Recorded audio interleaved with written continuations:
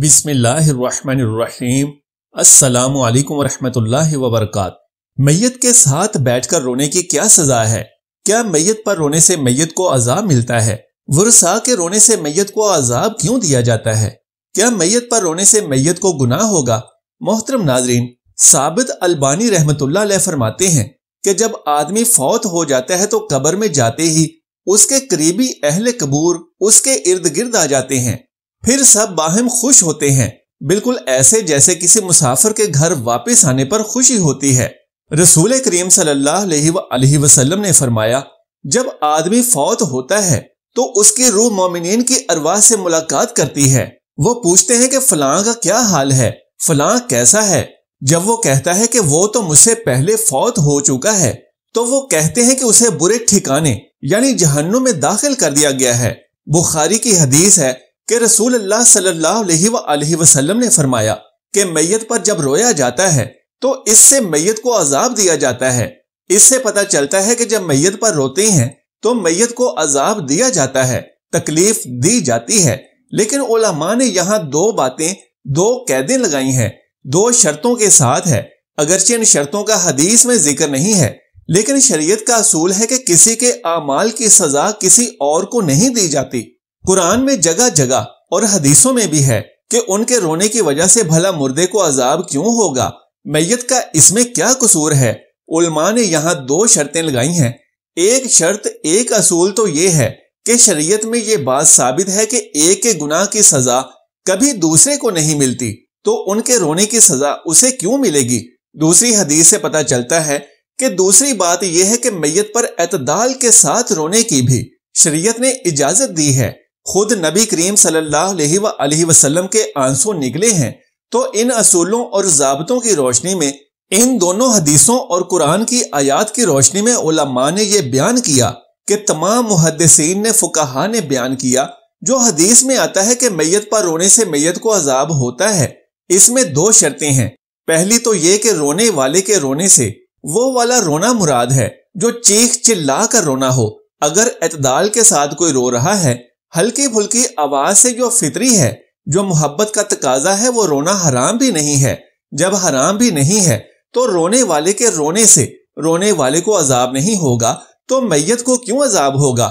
اگر کوئی ہلکی ہلکی آواز سے معمولی اپنی آواز کو پست کر کے، جیسے آنسو آ رہے ہوتے ہیں، انسان کے غم کے موقع پر اس طرح رو رہا ہے تو اس میں کوئی حرج نہیں ہے، لیکن آواز کے ساتھ رو رہے ہیں یعنی رونا پیٹنا، ہاں ایک چیخو پکار لگی ہوئی ہے اور کوئی سینہ کوٹ رہے ہیں، اور جس طرح سے بعض علاقوں میں دیکھا گیا ہے کہ آج کل تو فیشن بنا ہوا ہے، اس طرح سے کوئی روتا ہے تو یہ والا رونا حرام ہے، ناجائز ہے۔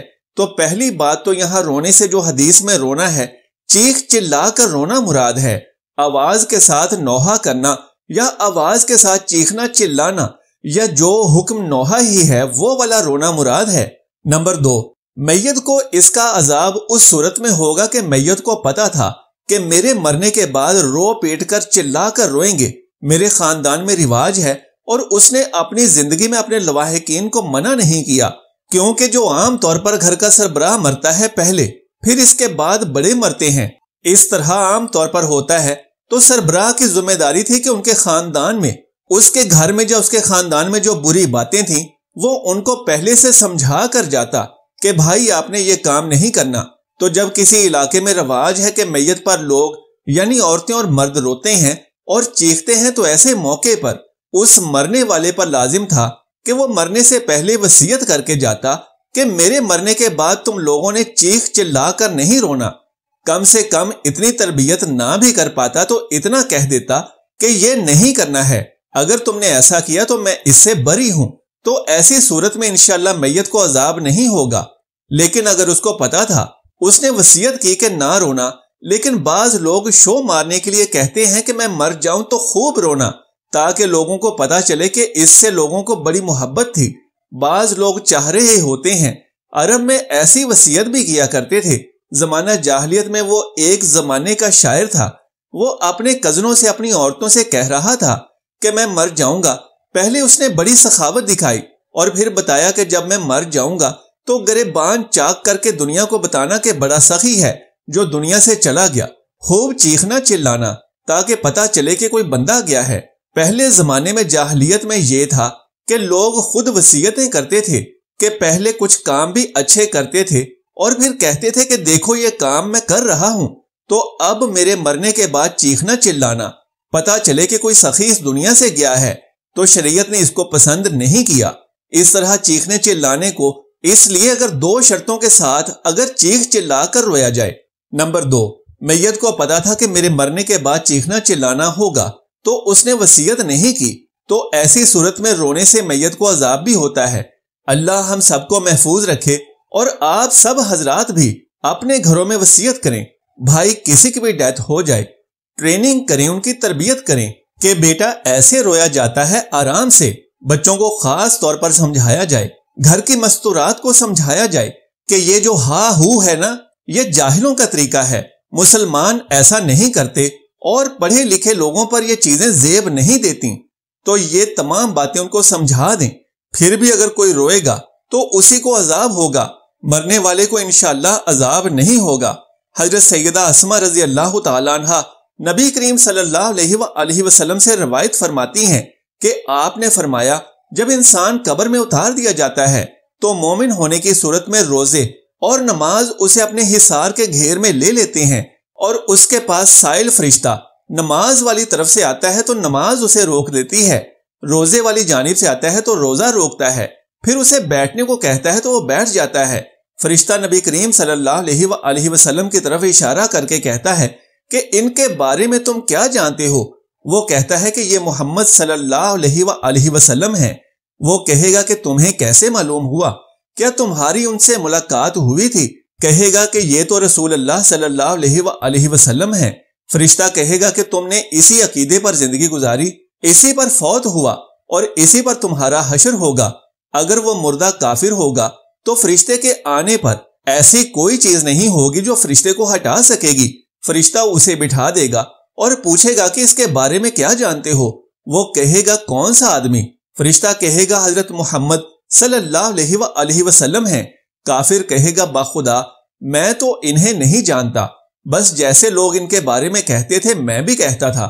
اس پر فرشتہ کہے گا کہ تو نے اسی عقیدے پر زندگی گزاری، اسی پر مرے، اور اب اسی پر اٹھائے جاؤ گے۔